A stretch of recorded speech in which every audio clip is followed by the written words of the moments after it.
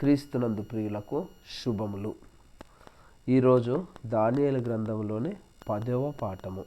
Okay, 10వ పాఠంలో మొత్తం కూడా దానియేలుకు ఒక దూత జరగబోయే విషయాల గురించి చెప్తున్న సంఘటనే మొత్తం ఉంటుంది అన్నట్టు. ఆ జరగబోయే సంఘటనలో ఆ సంఘటనలకు ఈ దానియేలుకు కలిగిన దర్శనములో దానియేలు ఏమేం చేశాడు, ఏమి కనిపించినాయి దానియేలుతో ఎవరు మాట్లాడారు, ఎట్లా మాట్లాడారు, మిఖాయేలు దూత గురించి డిస్కషన్ ఉంటుంది. కానీ వచ్చి దానియేలుతో మాట్లాడేది మిఖాయేలు దూత కాదు, గాబ్రియేలు దూత అనుకొని పాఠం కొనసాగించాలి. ఎందుకంటే మన బైబిల్లో రెండు, మిఖాయేలు, గాబ్రియేలు. మిఖాయేలు పై స్థాయిలో, కొంచెం కింది స్థాయిలో గాబ్రియేలు దూత ఉంటుంది.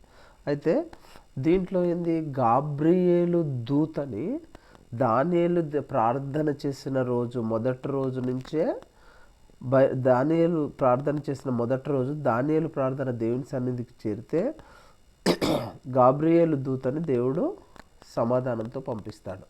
గాబ్రియేలు దూతని పారసీక రాజు అడ్డుకుంటే మిఖాయేలు దూత వచ్చి గాబ్రియేలు దూతను మళ్ళా దానియేలు దగ్గరికి పంపించడం జరుగుతుంది. తర్వాత గాబ్రియేలు దూతకు దానియేలుకు జరిగిన సంభాషణలు, ఈ సంభాషణలలో దానియేలు ఎదుర్కొన్న విధానాలు, తర్వాత అసలు ప్రార్థన కోసం దానియేలు ఉపవాసంతో ఎలా ప్రార్థన చేశాడు అనేది క్లియర్గా దీంట్లో ఎక్స్ప్లెనేషన్ జరుగుతుంది. దీంట్లో వర్స్ టు వర్స్ ఎక్స్ప్లెనేషనే ఎక్కువ ఉంటుంది. దీనికి ముందు మనం డిస్కస్ చేయవలసిన విషయం, చారిత్రక ఆధారాలు కొన్ని మిగిలి ఉంటాయి.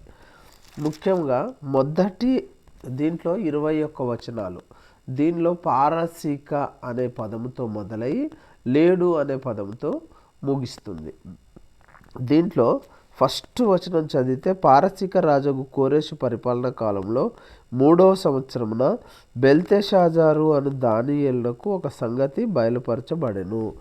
ఇక్కడ చూడండి ఎంతమంది పేర్లు వచ్చాయండి. కోరేషు పేరు వచ్చింది, బెల్తెషాజార్ పేరు వచ్చింది, దానియేలు పేరు వచ్చింది, హిద్కియేలు అనే పేరు వస్తుంది. ఇది మనిషి పేరు కాదు, నది పేరు. తర్వాత వచ్చేసి మిఖాయేలు పేరు వస్తుంది. తర్వాత ఇక్కడ చూడండి, పారసీక రాజు పరిపాలనా కాలంలో 3వ సంవత్సరంలో బెల్తెషాజార్ అనే దానియేలుకు ఒక సంగతి బయలుపరచబడెను. అంటే ఇక్కడ ఏంది, పారసీక రాజు అయిన కోరేషు పరిపాలన చేస్తున్న 3వ సంవత్సరంలో అని ఉన్నది డిస్కషన్. మొదటి అధ్యాయానికి వెళ్ళి ఆఖరి వచనం చూస్తే,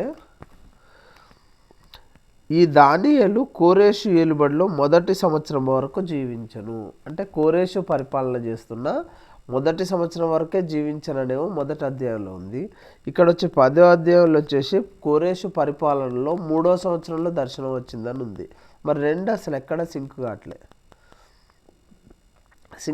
అంటే ఈ సింక్ కావడం కోసం ఫస్ట్ అసలు చారిత్రక నేపథ్యాన్ని చూసుకోవాలి. చారిత్రక నేపథ్యం ఏంటి అంటే, ఇది చాలా ఇంపార్టెంట్ అండి. ఇది తెలిస్తేనే అది అసలు మొదటి అధ్యాయానికి 10వ అధ్యాయానికి ఉన్న సంబంధం ఏంది, లేకుంటే అంత బైబిల్ తప్పు అయిపోతుంది. బైబిల్ మొదటి పేజీలో రాసింది, మధ్య పేజీలో రాసిన దానికే కాంట్రవర్సీ వచ్చేస్తుంది.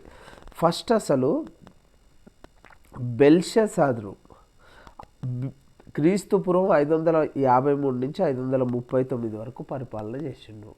39లో బెల్షాజార్ నుంచి మాదీయ రాజుకు, పారసీక రాజుకు రాజ్యం 2 భాగాలుగా విడిపోయింది. ఆ పారసీక రాజు కోరేషు 539 BCలో బబులోను రాజ్యాన్ని చేజిక్కించుకున్నాడు, ఒక భాగాన్ని. అయితే ఇక్కడ మాత్రం మరి అట్లయితే 539లో బెల్షాజర్కు నుంచి పారసీక రాజు కోరేషుకు పరిపాలన వెళ్ళిపోయిందంటే దానియేలు అప్పుడే చచ్చిపోవాలి. ఇక్కడ దానియేలు పారసీక రాజు 3వ సంవత్సరంలో అని అంటే, ఇక్కడ ఈ సైరస్ కోరేషు అసలు ఎప్పటి నుంచి ఎప్పటి వరకు ఏం పరిపాలన చేశారు అనేది చూస్తే ఈ 10వ అధ్యాయం గురించి ఇదొక్కటే నేను ఎక్స్ప్లెయిన్ చేయవలసిన విషయం. తర్వాత వర్స్ టు వర్స్, వచనం నుంచి వచనానికి చదివి వివరించడమే జరుగుతుంది. అయితే ఫస్ట్ నెబుకద్నెజరు ఎప్పుడు పరిపాలన చేశాడనేది చూడాలి. నెబుకద్నెజరు బీసీ అంటే క్రీస్తుపూర్వం 609 సంవత్సరంలో యెరూషలేము పట్టణాన్ని ముట్టడి చేసిండు. 609 బాగా గుర్తుపెట్టుకోండి. బీసీ 609లో నెబుకద్నెజరు యెరూషలేము పట్టణాన్ని చేసిండు. అయితే బీసీ 539లో ఇక్కడనేమో 609లోనేమో నెబుకద్నెజరు జెరూసలేం జయించిండు. బీసీ 539లోనేమో సైరస్ బబులోన్ని జయించిండు. కోరేషు బబులోన్ని జయించిండు. అయితే 559 నుంచి 530 వరకు సైరస్ కోరేషు అఖెమెనిడ్ సామ్రాజ్యాన్ని పరిపాలన చేసిండు. ఎప్పటి నుంచి ఎప్పటి వరకు అంటే 559 నుంచి 530 వరకు. అయితే 557లో అంటే కోరేషు అమెకీడియన్ రెండు ఎట్లయినా చదవచ్చు. అఖెమీడియన్ సామ్రాజ్యాన్ని పరిపాలిస్తున్న 3వ సంవత్సరంలో దానియేలుకి ఇక్కడ దర్శనం వచ్చింది. దానియేలుకు బబులోనులో వచ్చిన దర్శనము జరిగేటప్పుడు, ఈ 10వ అధ్యాయం దర్శనం జరిగేటప్పుడు సైరసు దేన్ని అఖెమెనిడ్ సామ్రాజ్యాన్ని పరిపాలిస్తుండు, అంటే పర్షియా సామ్రాజ్యాన్ని పరిపాలిస్తుండు 3వ సంవత్సరము. పర్షియా అంటే ఏంటి? పర్షియా అనేది మెసపటోమియా నాగరికత. యూప్రటిస్ టైగ్రిస్ నదుల మధ్యలో ఉండే మెసపటోమియా ప్రాంతానికి అఖెమెనిడ్ అని పేరు. దాన్నే తర్వాత పర్షియా అని వచ్చింది. ఎవరు పారసీకులు పరిపాలన చేశారు కాబట్టి అఖెమెనిడ్ని పర్షియా అని సంభాషణ చేయడం జరిగింది. ఈ అఖెమెనిడ్ని పరిపాలిస్తున్న ఎప్పటి నుంచి 559 నుంచి 30 వరకు కోరేషు అఖెమెనిడ్ని పరిపాలించిండు. ఈ అఖెమెనిడ్ని పరిపాలిస్తున్న 3వ సంవత్సరం అంటే 59 మొదటి సంవత్సరం, 58 రెండో సంవత్సరం, 57 3వ సంవత్సరం అంటే 557వ సంవత్సరంలో అఖెమెనిడ్ని కోరేషు పరిపాలిస్తుంటే ఇక్కడ బబులోన్ని ఎవరు పరిపాలిస్తురండి? బెల్షెజరే పరిపాలిస్తుండు 57లో. ఓకే, 57లో బెల్షెజర్ పరిపాలిస్తున్నప్పుడు అప్పుడు దర్శనం కలిగింది. దేని గురించి? బబులోను గురించి, సైరస్ గురించి, కోరేషు గురించి ఈ యొక్క దర్శనం కలిగిందండి. దర్శనం ఇక్కడ బైబిల్లో ఈ యొక్క అధ్యాయంలో కనపడే నది పేరు హిద్దికేలు. హిద్దికేలు అంటే టైగ్రిస్ నది. యూప్రటిస్ టైగ్రిస్ రెండు నదుల మధ్యలో మెసపటోమియా నాగరికత వర్ధిల్లింది. మెసపటోమియా నాగరికత అన్న అఖెమెనిడ్ సామ్రాజ్యం అన్న ఒకటే. దానికే తర్వాత పర్షియా, ఇప్పుడు ఇరాక్. ఓకే, ప్రస్తుతం ఇట్లా కాలక్రమేణా దేశాల పేర్లు, నగరాల పేర్లు, పట్టణాల పేర్లు మార్పులు జరుగుతూనే ఉంటాయి. మెడ్రాస్ చెన్నై అయినట్టు, ఓకే, అస్సాం అయినట్టు, ఇట్లా కాలక్రమేణలో ప్రదేశాల పేర్లు, పట్టణాల పేర్లు, రాజ్యాల పేర్లు, రాష్ట్రాల పేర్లు మారుతూ ఉంటాయి. అయితే ఇక్కడ క్లియర్గా మీరు గ్రహించవలసింది ఏంటంటే కోరేషు అఖెమెనిడ్ పరిపాలన సామ్రాజ్యాన్ని పరిపాలిస్తున్న 3వ సంవత్సరంలో బబులోనులో ఉన్న దానియేలుకు కలిగిన దర్శనము. కోరేషు బబులోన్ని పరిపాలిస్తున్న 3వ సంవత్సరంలో కాదు ఈ దర్శనం జరిగింది. ఎప్పుడు? అఖెమెనిడ్ని కోరేషు పరిపాలిస్తున్న 3వ సంవత్సరంలో దానియేలుకి ఇక్కడ దర్శనం కలిగింది. ఇది చారిత్రక నేపథ్యం. ఇది చాలా ఇంపార్టెంట్. లేకుంటే బైబిల్లో దానియేలు గ్రంథంలో తప్పులు అవుతాయి మొత్తం. ఇక్కడ 3వ సంవత్సరము అంటే అఖెమెనిడ్లో కోరేషు పరిపాలన సాగిస్తున్నప్పుడు దానియేలుకు ఇక్కడ కలిగిన దర్శనం. అందుకే చూడండి, పారసీక రాజు కోరేషు పరిపాలన కాలంలో 3వ సంవత్సరంలో బెల్తెషాజర్ అనే దానియేలుకు ఒక సంగతి బయలుపరచబడును. అది గొప్ప యుద్ధము జరగనున్న ఆ సంగతి నిజమే. అయితే ఏంటిదట? గొప్ప యుద్ధం జరుగుతుందట. గొప్ప యుద్ధం ఎవరెవరికి జరుగుతుంది? అలెగ్జాండరు బబులోన్లో పారసీక రాజ్యాన్ని మొత్తం చేజిక్కించుకుంటాడు. చేజిక్కించుకున్నాక మొత్తము 330లో పారసీక సామ్రాజ్యం పూర్తిగా పతనమవుతుంది. అంటే ఈ కళ వచ్చిన తర్వాత 227 సంవత్సరాలకు జరిగే దర్శనం దానియేలుకి ఇప్పుడు జరిగింది.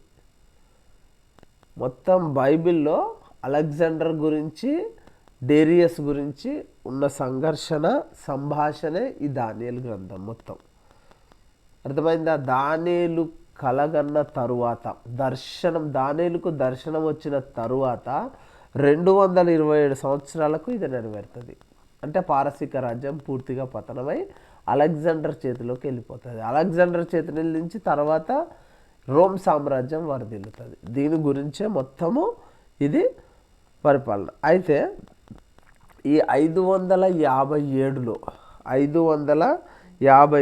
దానియేలుకు దర్శనం కలిగిందండి. ఈ దర్శనం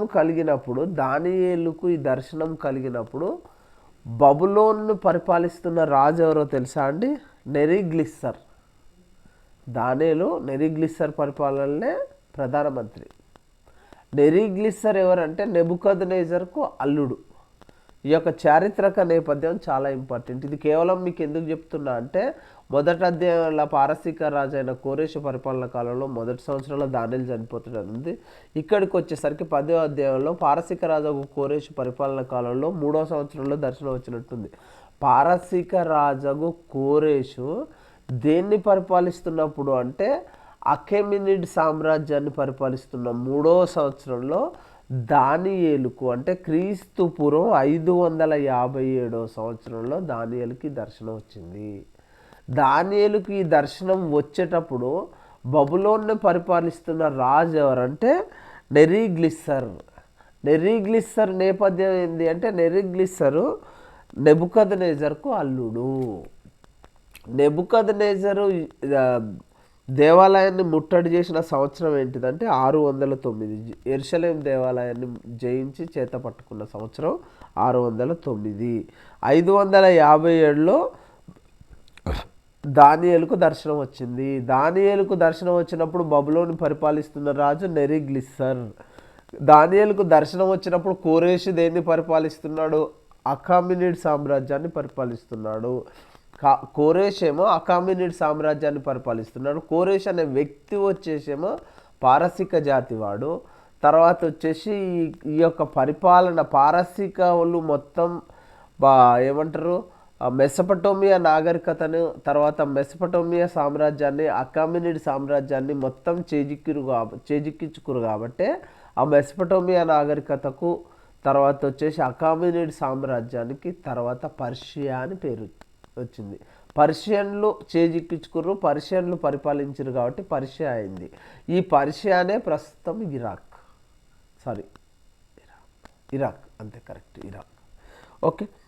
అయితే ఈ యొక్క దర్శనం జరిగిన తరువాత 227 సంవత్సరాలకు ఈ దర్శనం నెరవేరుతుంది. పారసీక సామ్రాజ్యం అంటే పూర్తిగా పతనం అయిపోతుంది. పూర్తిగా పతనం అయిపోయి గ్రీకు సామ్రాజ్యం వాళ్ళ చేతిలోకి వెళ్ళిపోతుంది. ఆ గ్రీకు సామ్రాజ్యం చేతిలో నుంచి తర్వాత గ్రీకు సామ్రాజ్యం ప్రపంచం మొత్తం వాళ్ళ చేతిలోకి వెళ్ళిపోయినాక వాళ్ళ చేతుల నుంచి రోమ్కి వెళ్ళిపోతుంది. అంటే ఇటలీ రోమ్ సామ్రాజ్యానికి వెళ్ళిపోతుంది. ఈ రోమ్ సామ్రాజ్యానికి వెళ్ళిపోయిన తర్వాతనే అందుకనే ఆ ప్రతి దేశాన్ని రోమ్ వాళ్ళు పరిపాలిస్తారు. ప్రతి దేశంలో చట్టాలన్నీ రోమ్ చట్టాలే ఉంటాయి. యేసుక్రీస్తుని సిలువ వేసింది కూడా రోమ్ చట్టమే. సిలువ అనేది రోమ్ నుంచి డెరైవ్ చేసుకున్నది కాబట్టి ప్రపంచం మొత్తం రోమ్ ఆధీనంలోకి వెళ్ళిపోతుంది. ఇందులో వచ్చే కళల భావాలు దర్శన భావాలు మొత్తం ఇవే. తర్వాత వచ్చేసి దీంట్లో వచ్చిన పేర్లు బాగా గుర్తుపెట్టుకోండి. కోరేషు, బెల్తెషాజరు, దానియేలు, హిద్దికేలు, మికాయేలు. గాబ్రియేలు పేరు కనపడదు కానీ మొత్తం జరిగేదంతా గాబ్రియేలుకు దానియేలుకు డిస్కషనే. ఈ అధ్యాయంలో దేవుడు దానియేలును ప్రియుడు అంటాడు. నా ప్రియుడు అని చెప్తాడు. దేవుని దృష్టిలో దానియేలు స్థానం ఏంటిది అనేది కూడా ఈ అధ్యాయంలోనే ఉంటుంది. తర్వాత వచ్చేసి ఈ అధ్యాయంలో ఫస్ట్ 1 నుంచి 1-2 వచనాలు వచ్చేసి దానియేలుకి ఇట్లా దర్శనం కలిగింది. తర్వాత దానికి దానియేలు ఏం చేశాడు? ఉపవాసం ఉండి ప్రార్థన చేశాడు. తర్వాత వచ్చేసి 4 నుంచి 6 వచనాలు వచ్చేసి దేవుడు మనిషికి కనపడడం జరుగుతుంది. వచనం టు వచనం డిస్కస్ చేసుకుందామండి. ఓకే, 2వ వచనం చూడండి. ఆ దినముల యందు దానియేలను నేను 3 వారములు దుఃఖప్రాప్తుడనైతిని. 3 వారాలు అంటే ఎన్ని రోజులు అంటే 21 రోజులు దుఃఖప్రాప్తుడై 3 వారములు గడుచు వరకు నేను సంతోషముగా భోజనము చేయలేక యుంటిని. సంతోషముగా భోజనం చేయలేక యుంటిని అంటే దుఃఖంగా భోజనం చేసిండు అని కాదండి, సంతోషంగా లేడు, భోజనం చేయలేదు అని. ఓకే, మాంసము ఓకే కానీ ద్రాక్ష రసమును కానీ నా నోటిలోనికి రాలేదు. స్నానాభిషేకములను చేసుకోలేదు. 21 రోజులు స్నానం చేయలే దానియేలు, 21 రోజులు ద్రాక్ష రసం తాగలే, 21 రోజు మాంసం తినలే. ఒక డౌట్ రావాలి మీకు. మొదటి అధ్యాయంలో దానియేలుకు రాజు తిను ఆహారమును రాజు తాగే పానమును ఇస్తే వద్దన్నాడు. ఓకేనా, ఆ రాజు తాగేది కూడా ద్రాక్షరసమే, తర్వాత రాజు తినేది కూడా మాంసమే. అక్కడ వద్దని శకధాన్యాలను అంటే శాకాహారాన్ని తిన్నాడు. మరి ఇక్కడికి వచ్చేసరికి మాంసాహారాన్ని ద్రాక్షరసాన్ని తిన్నాడు అని ఉన్నది. తేడా ఏంది మరి? అక్కడ ఎందుకు తినలే, ఇక్కడ ఎందుకు తిన్నాడు? యూదులు మాంసాహారులు, యూదుల ఆచారం ద్రాక్షరసం తినడం, ద్రాక్షరసం తాగడం. ఎందుకంటే కానాను వివాహంలో ద్రాక్షరసమే పెడతాడు, యేసుక్రీస్తే తయారు చేసి ఇస్తాడు, యేసుక్రీస్తు మహిమతో. అంటే ఇక్కడ యూదులు తింటారు, కానీ బబులోను మొత్తము విగ్రహారాధన, దేవతలమయం. కాబట్టి రాజులకు పెట్టేది ప్రతిదీ దేవతలకు నైవేద్యం పెట్టి, ద్రాక్షరసం దేవతలకు నైవేద్యం పెట్టి తర్వాత రాజులు తింటారు. కాబట్టి అక్కడ దేవతలకు నైవేద్యం పెట్టి దేవతలకు ఫస్ట్ అర్పించిన మాంసాన్ని తినలేదు. ఇక్కడ మాత్రం మాంసాన్ని తింటాడు. ఆయన శాకాహారి కాదు, మాంసాహారి, కానీ దేవతలకు ప్రతిష్ఠ చేసిన మాంసాన్ని మాత్రమే తినడు. ఓకే, మొదట నెల 24వ తేదీ 24th డేటు ఫస్ట్ మంత్ అంటే మన లెక్క ప్రకారం జనవరి 24. ఓకే, 4వ తేదీన నేను హిద్దుకేలు అని గొప్ప నదీ తీరమున ఉంటుంది. హిద్దుకేలు అంటే ఏంటంటే టైగ్రిస్ నది చెప్పానుగా ఫస్ట్. ఇప్పుడు ఎక్స్ప్లెనేషన్. యూఫ్రటీస్ టైగ్రిస్ నదిలో మధ్యలోనే మెసపటోమియా నాగరికత వర్ధిల్లింది. అప్పటి మెసపటోమియా నాగరికతనే ఇప్పుడు ఇరాక్, అదే పర్షియా. అంతగా పర్షియాకు మెసపటోమియా నాగరికతకు ముందు ఉండేది అకామెనిడ్, మధ్యలో వచ్చింది. ఓకే, నేను కన్నులెత్తి చూడగా, చూడండి ఇక్కడ 5వ వచనం స్టార్ట్ అవుతుందంటే దేవుని గురించి డిస్కషన్ వచ్చింది. ప్రశ్న ఎట్లా ఉంటుంది? 10వ అధ్యాయంలో 5వ వచనంలో ఎవరి గురించి చర్చ జరిగింది, ఎవరి గురించి వివరించడం జరిగింది అంటే దేవుని గురించి. నేను కన్నులెత్తి చూడగా నారబట్టలు ధరించుకున్న ఒకడు కనబడెను. అతడు నడుమున మేలిమి బంగారము నడికట్టు కట్టుకొని ఉండెను. అతని శరీరము రక్తవర్ణము రాతి వంటిది, అతని ముఖము మెరుపు వలె ఉండెను. అతని కన్నులు జ్వాలామయమైన ద్వీపములను, అతని భుజములు పాదములను తలతలలాడు ఇత్తడిని పోలి ఉండెను. అతని మాటలు ధ్వని నర సమూహపు కంఠ ధ్వని వలె ఉండెను. అంటే ఒక్కడు మాట్లాడితే 4-5 మాట్లాడినట్టు ధ్వని. పాటలు పాడుతుంటే పక్కన కోరస్ వస్తుంది, ఆ రకంగా. 7కు వచ్చేసరికి దానియేలను నాకు ఈ దర్శనము కలగగా నాతో కూడా ఉన్న మనుషులు దానిని చూడలేదు, కానీ మిగులు భయక్రాంతులై దాగుకొనవలెనని పారిపోయిరి. ఇది చూడండి 7వ వచనంలో ఈ దర్శనంలో దానియేలు ఒక్కడే లేడు, దానియేలుతోటి చాలామంది ఉన్నారు. వాళ్ళందరూ ఈ దర్శనాన్ని చూడలేక భయపడి పారిపోయారు. ఓకే, నేను ఒంటరినై ఈ గొప్ప దర్శనమును చూచితిని. దానియేలుకు దర్శనం వచ్చేటప్పుడు పక్క జనాలు ఉన్నారు, కానీ దర్శనాన్ని ఎవరు చూడలే, వాళ్ళు భయపడి పారిపోయారు. దానియేలు ఒక్కడే ఉన్నాడు, దానియేలు ఒక్కడే దర్శనాన్ని చూసిండు. ఓకే, నేను ఒంటరినై ఈ గొప్ప దర్శనమును చూచితిని, చూచినందున నాలో బలమేమీ లేకపోయాను. దర్శనాన్ని చూసేసరికి అంటే దేవుణ్ణి చూసేసరికి ఆయన శరీరంలో బలము సన్నగిల్లిపోయింది. ఓకే, నేను చూచినందున నా సొగసు వికారమాయను, బలము నా యందు నిలువలేదు. ఆయనకు బలము లేదు, శరీరం మొత్తం వికారంగా మారిపోయింది. ఓకే, నేను అతని మాటలు వింటిని. అతని మాటలు విని నేను నేలను సాష్టాంగపడి గాఢ నిద్ర పొందినవాడై ఉంటిని. ఆయన మాట్లాడేది విన్నాడట, దేవుడు మాట్లాడేది. కానీ ఏం మాట్లాడింది అనేది లేదు ఇక్కడ. మాటలు విని గాఢ నిద్రలోకి వెళ్ళిపోయిందట. ఓకే, ఏ వచనంలో దావీదు గాఢ నిద్రలోకి వెళ్ళిపోయాడు 10వ అధ్యాయంలో అనే ప్రశ్న వస్తుంది. టఫ్ క్వశ్చన్స్ ఇవి అండి. అది గుర్తుపెట్టుకోవడం చాలా కష్టం. కాబట్టి రిపీటెడ్గా చదవడం వల్ల ఇట్లాంటివన్నీ గుర్తుపెట్టుకోగలుగుతాం.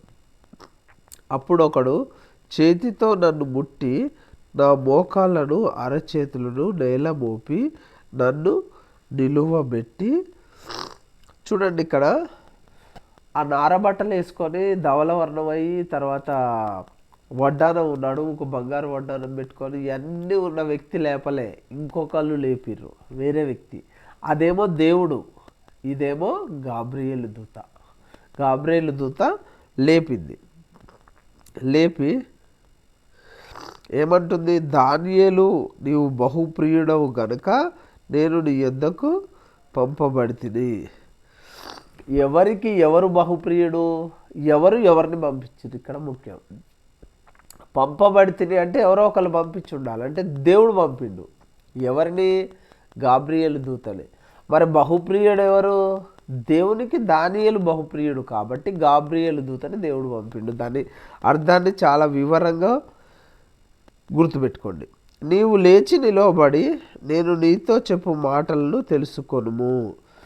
గాబ్రియేలు దూత చెప్తుండు, నువ్వు లేచి నిలబడి నేను నీతో ఏం చెప్తున్నానో దాన్ని వినుమని చెప్తుండు, తెలుసుకొను అని. అతడి మాటలు నాతో చెప్పగా నేను వణుకుచూ నిలవబడితిని.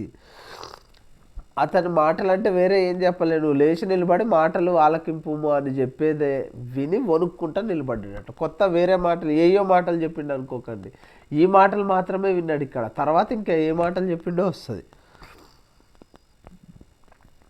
అప్పుడు అతడు, దానియేలు భయపడకుము, నీవు తెలుసుకొనవలెనని నీ మనస్సును అప్పగించి దేవుని ఎదుట నిన్ను తగ్గించుకొనిన ఆ మొదటి దినము మొదలుకొని నీవు చెప్పిన మాటలు వినబడినవి గనుక నీ మాటలను బట్టి నేను వచ్చి తిని.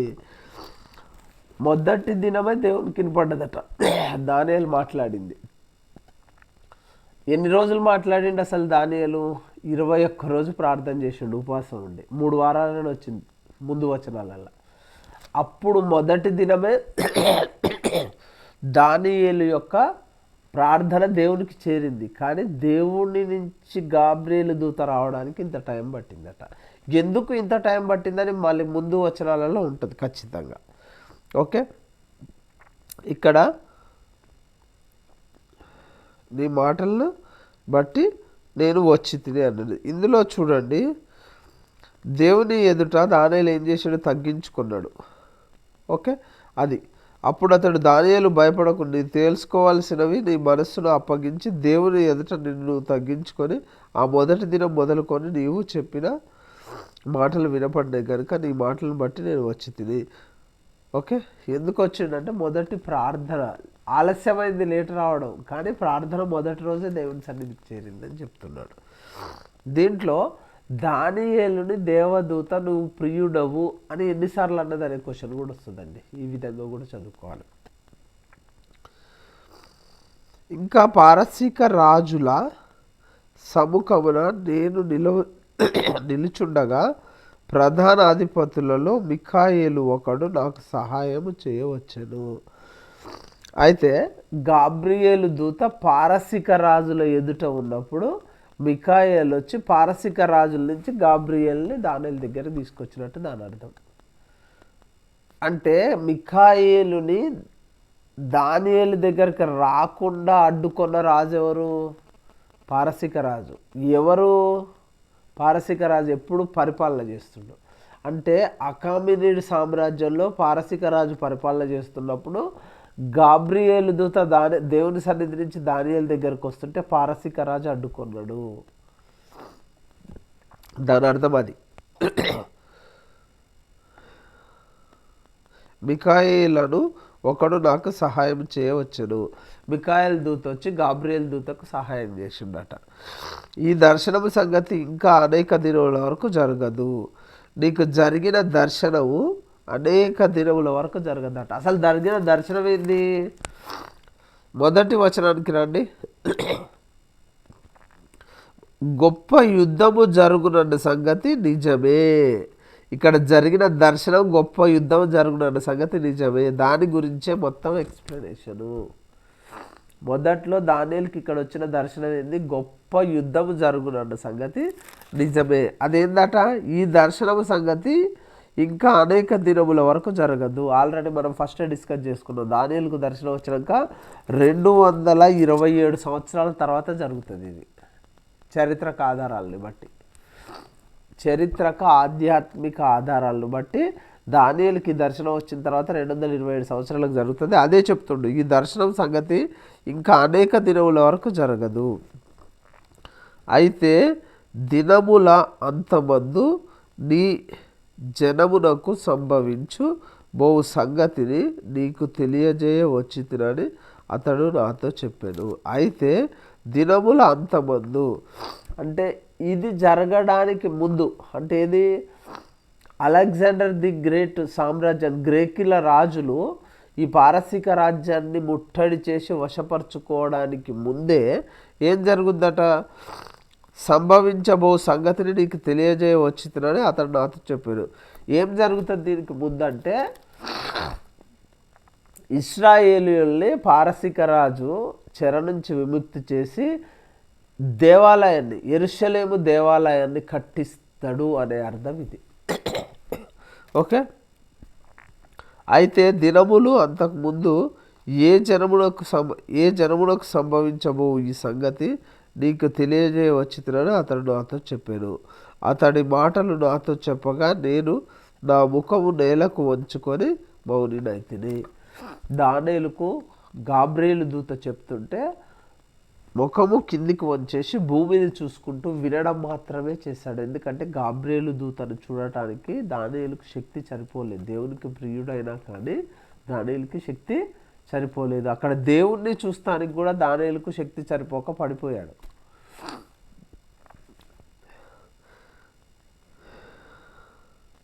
అప్పుడు సర్వస్వరూపియగు ఒకడు నా పెదవులను ముట్టగా నేను నోరు తెరిచి నా ఎదుట నిలిచున్న వానితో ఇట్లాంటిది. ఇది బాగా అబ్జర్వ్ చేయండి. అప్పుడు సర్వస్వరూపియగు ఒకడు నా పెదవులను ముట్టగా నేను నోరు తెరిచి నా ఎదుట నిలిచున్న వానితో ఇట్లాంటిది. ఇక్కడ ఇద్దరు ఉన్నారండి. సర్వస్వరూపి అంటే ఫస్ట్ నారబట్టలతో కనిపించిన దేవుడు. ఓకే. తర్వాత నా ఎదుట నిలిచి ఉన్నవాడు అంటే గాబ్రియేలు దూత. ఇద్దరి గురించి మాట్లాడాడు. ఆయన నాతో ఇట్లా అన్నాడట. గాబ్రియేలు నిలిచి ఉండి నాతో ఇట్లా ఉన్నాడు అంటే గాబ్రియేలు దూత అంటుండే. వానితో ఇట్లా అంటుంది, గాబ్రియేలు దూతతో అంటుండు, నా ఏలినవాడా, ఈ దర్శనం వలన నాకు వేదన కలిగినందున నా బలము తొలగిపోయాను. గాబ్రియేలు దూతకు చెప్తుండు, ఈ దర్శనం అంటే యుద్ధం సంభవిస్తుందని చెప్పిన దర్శనము వల్ల నా యొక్క శక్తి సన్నగిల్లిపోయింది అని చెప్తున్నాడు. అంటే భయముతో నా ఏలినవాడని దాసుడనైన నేను నా ఏలినవాని ఎదుట ఎలాగూ మాట్లాడేదను. చూడండి, దీంట్లో క్వశ్చన్ అంటే దానిలో ఏమంటుండంటే గాబ్రియేలు దూతతోటి నా ఏలినవాడివి నువ్వు, నీతో నేను ఎలాగూ మాట్లాడగలను అంటుండు. దీంట్లో ఒక టఫెస్ట్ క్వశ్చన్ ఉంటుంది. దూతని దానియేలు నా ఏలినవాడా అని ఎన్నిసార్లు సంబోధించిండు అనేది ఉంటుంది. దాన్ని చదవండి, అండర్లైన్ చేసుకొని చదవండి. నా బలము తొలగిపోయాను, ఊపిరి విడువలేక ఉన్నానని చెప్పగా, అంటే బ్రీతింగ్ ప్రాబ్లం, అంటే గాలి పీల్చుకోవడానికి వదలడానికి కూడా ఇబ్బంది పడ్డాడు దానియేలు మికాయేలు దూత దగ్గర ఉన్నప్పుడు.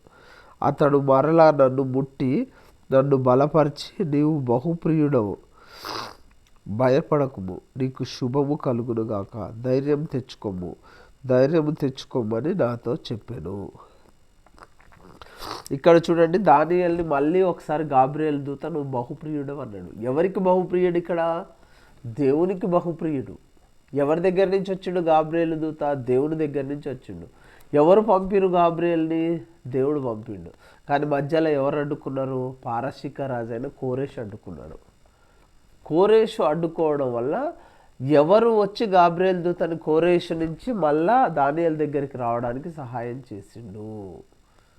మిఖాయేలు వచ్చి సహాయం చేసిండు. ఓకే, అతడు నాతో ఇట్లనగా నేను ధైర్యం తెచ్చుకుంటుంది అంటే ధైర్యం తెచ్చుకోనుము అని 2 సార్లు చెప్పి, వినండి ఒకసారి, మళ్ళీ ఒకసారి. అతడు మరలా నన్ను ముట్టి నన్ను బలపరిచి, నీవు బహుప్రియుడవు, భయపడకుము, నీకు శుభము కలుగునగాక, ధైర్యం తెచ్చుకోమని నాతో చెప్పాను.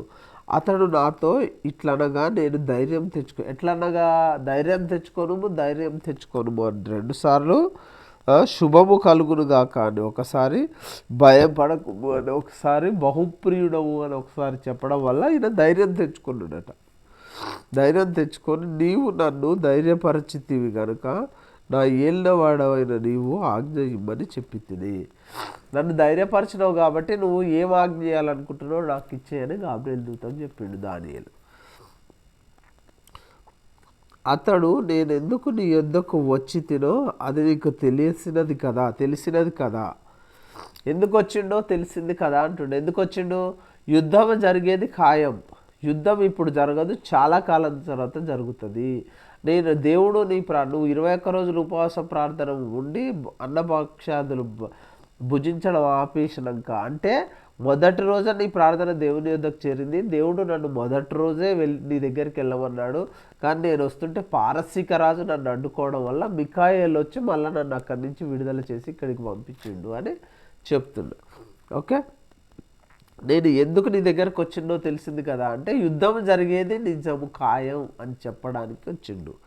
ఓకే, నేను పారసీకుడగు అధిపతితో యుద్ధము చేయుటకు మరలా పోయేదను. ఓకే, పారసీక రాజుతో యుద్ధం చేయడానికి మళ్ళా పోతాడట. పారసీక రాజుతో యుద్ధం చేసి పారసీక సామ్రాజ్యాన్ని వశపరుచుకున్నది ఎవరండి? గ్రీకు రాజులు. ఓకే, అంటే గ్రీకు రాజులకు సహాయం చేయడానికి మళ్ళా వెళ్తున్నా అని చెప్తున్నాడు. ఓకే, బయలుదేరుచున్నాను. ఓకే, పోయేదను. నేను బయలుదేరుచుండగానే గ్రేకీయుల దేశం యొక్క అధిపతి వచ్చును. సేమ్ అదే నేను చెప్పింది మళ్ళీ కింద ఉంది. ఏంది? నేను బయలుదేరి గ్రీకులకు సహాయం చేయడానికి పోతున్నా, పారసీక రాజుతో యుద్ధం చేయడానికి, కోరెష్తో యుద్ధం చేయడానికి, పారసీక రాజులతో యుద్ధం చేయడానికి. పారసీక రాజులు, ఏ పారసీక రాజు ఉన్నప్పుడు ఈ యొక్క అది పారసీక సామ్రాజ్యం పతనమైంది 227 సంవత్సరాల తర్వాత అనేది చరిత్ర నేపథ్యం తర్వాత చూసుకుందాం. ఓకే, అయితే సత్యగ్రంథమందు రాసినది నీతో చెప్పేదను, మీ అధిపతి యగు మిఖాయేలు గాక ఈ సంగతులను గురించి నా పక్షంలో నిలువ తెగించిన వాడొకడును లేడు. గాబ్రియేలు పక్షాన నిలబడటానికి మీ అధిపతి అంటే ఎవరు? మిఖాయేలు దూత తప్ప మిగిలిన ఎవరు లేరు అని చెప్తున్నాడు. ఈ యొక్క పాఠము మొత్తము నేను చెప్పిన దాన్ని మీరు అర్థం చేసుకొని దాని ప్రకారం వర్స్ బై వర్స్, వచనముతోటి వచనము నుండి వచనాన్ని చదువుకుంటూ పోతే ఉంటుంది. దీంట్లో టఫెస్ట్ క్వశ్చన్స్, ఈజియెస్ట్ క్వశ్చన్స్ ఏంటివంటే ఏ పేర్లు వచ్చినాయి, ఏ పదంతో మొదలైంది, ఏ పదంతో అంతమైంది, ఏ నది పేరున్నది, ఇవి ఈజియెస్ట్ క్వశ్చన్స్.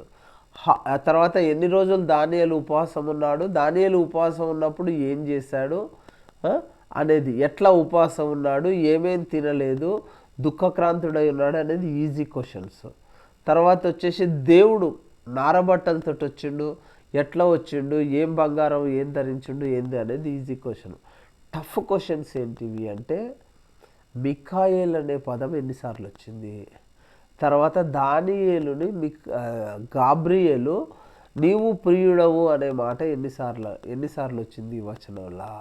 ఓకే, గ్రీకుల రాజు గురించి ఎన్నిసార్లు వచ్చింది, పారసీక రాజుల గురించి ఎన్నిసార్లు వచ్చింది అనే పదాలు టఫ్. అప్లికేషన్ మెథడ్స్ వచ్చినాయి టఫ్ అండి. ఎప్పుడైనా direct one word substitution answer వచ్చినాయి ఈజీ. కాబట్టి మీరు ఈ యొక్క అధ్యాయాన్ని క్షుణ్ణంగా చదివి సక్సెస్ అవుతారని ఆశిద్దాం. దేవునికి ప్రార్థిద్దాం.